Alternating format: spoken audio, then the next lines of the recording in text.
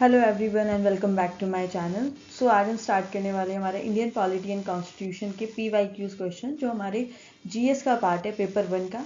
तो जो पूछे गए हैं उसी पे बेस मैंने ये हमारा ये स्लाइड बनाई है। जितने भी क्वेश्चन हैं ये PYQs हैं जो कि स्टैटिस्टिकल असिस्टेंट या फिर जितने भी SSSB के एग्जाम्स कंडक्ट हुए हैं उनमें पूछे जाते हैं। So let's start.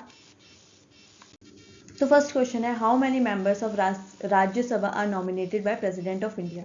तो राज्यसभा में प्रेसिडेंट कितने मतलब मेंबर्स को नॉमिनेट करता है, तो ऑप्शन नंबर सी है, दैट इज 12।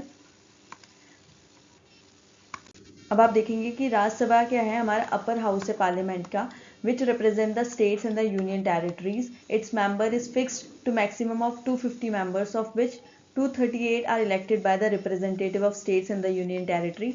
तो 250 हैं टोटल, ठीक है। उनमें से 238 हमारे क्या हैं, जो कि स्टेट्स होते हैं, जो यूनियन टेरिटरीज हैं वो उनके रिप्रेजेंटेटिव इलेक्ट होते हैं। और जो बाकी बचे हुए 12 हैं उसको कौन नॉमिनेट करता है, उसे करता है president, on an account of their excellence in the literature, science and art and social services. ठीक है, नेक्स्ट देखते हैं। नेक्स्ट आता है हमारा कि the constitution of India drives it's ultimate authority from. तो क्या होता है हमारे कॉन्स्टिट्यूशन की, जो इंडिया उसकी अल्टीमेट अथॉरिटी कहाँ से आती है, वो आता है हमारा पीपल ऑफ इंडिया से। So option number C, the people of India हमारा करेक्ट है। हमारे प्रीएम्बल में भी लिखा हुआ है, we the people of India do hereby adopt, enact and give to ourselves this constitution। तो क्या होता है, लेजिस्लेचर क्या है, खाली रिप्रेजेंटेटिव बॉडी है, मगर उसको बनाया किसने है, पीपल ने उसको कॉन्स्टिट्यूट किया है। ठीक है ना, अल्टीमेट जो है वो पीपल ऑफ इंडिया ही है। नेक्स्ट आता है, the territory of Goa and Daman Diu were incorporated in the Indian constitution by which amendment bill. तो वो हमारा आता है option number B, that is B 12th amendment 1962। Next आता है, अब ये हमारा क्या था, ये वही अमेंडमेंट एक्ट हमारा 1962 आया था। नेक्स्ट आता है, which among the following is the correct statement. तो हमारा यूएस से, इसका ऑप्शन नंबर ए सही है, सुपरमेसी ऑफ द कॉन्स्टिट्यूशन लिया है। ब्रिटेन से हमने सुपरमेसी ऑफ पार्लियामेंट लिया है। ठीक है, नेक्स्ट चलते हैं। अब इसके बारे में ब्रीफ लिखा हुआ है, India's constitution combines these two contradictory principles. In India, the constitution has tried to keep a balance between the judiciary and the parliament. तो हमारी एक जुडिशरी होती है, ठीक है, इसमें हाई कोर्ट्स, हमारी सुप्रीम कोर्ट्स वगैरह आते हैं, और हमारी पार्लियामेंट है। वाई जुडिशरी हमारी सुप्रीम कोर्ट है, through its power of judicial review can be declare law pass by the parliament as unconstitutional. The parliament can amend the major portion of the constitution without affecting the basic structure of the constitution.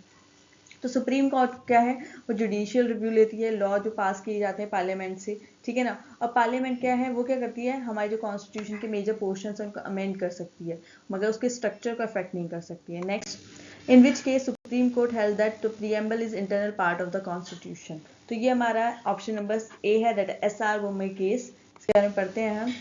तो ये SR Mumbai versus union of India judgment reads the preamble of the constitution is internal part of the constitution. ठीक है ना, democratic form of government, federal structure, unity, integrity of the nation, secular, socialist, social justice, judicial review are the basic features of the constitution. In the LIC of India case 1995, also Supreme Court again held that the preamble is an internal part of the constitution in India.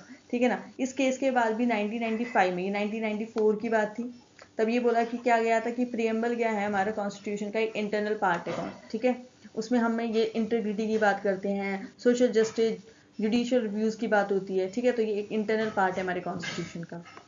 Next आता है, in India the power to grant citizenship lies with which of the following. तो ये हमारा आता है ministry of home affairs, option number C.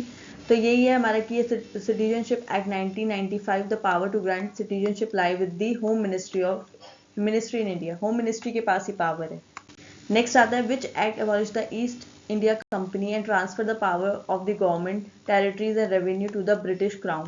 तो ये हमारा आता है option number B, that is government of India act 1858। ठीक है, तो क्या आता है, गवर्नमेंट ऑफ इंडिया एक्ट 1858 और the act of good government of India abolish the East India company. It replace the president of the board of control with the secretary of state of India, who is the subordination in the cabinet, was the fountain of the authority as well as director of policy in India। तो क्या था, government of India act 1858 आया था, इसने हमारे जो east India company के जितने भी रूल्स थे उन सबको अबॉलिश किया था। So next question is, which act during the British India gave the power to president to issue ordinance। तो इसका करेक्ट ऑप्शन है option number C, that is government of India act 1935। Okay, तो correct option C था, government of India act 1935। ठीक, So next question is, the Constitution of India is considered federal in nature and unitary in spirit. Which of the following is not the federal feature? तो इसका option number D, that appointment of state governors by the central government, ये इसका option नहीं है। ठीक है, next चलते हैं। नेक्स्ट आता है हमारा, who has been given the power to enforce the fundamental rights by the Constitution of India? तो इसका करेक्ट ऑप्शन होता है हमारा supreme court and the high courts. इसके पास पावर है कि जो राइट्स हमारे कॉन्स्टिट्यूशन में बने हुए हैं उसको वो इन्फोर्स कराए। ठीक है ना।